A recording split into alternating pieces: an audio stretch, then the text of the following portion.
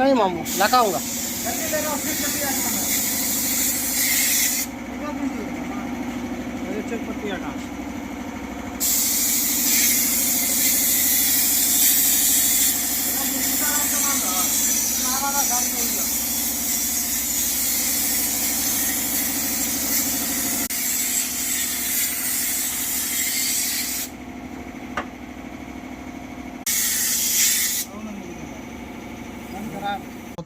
మొత్తానికి ప్రైమర్ అయితే అయిపోయింది.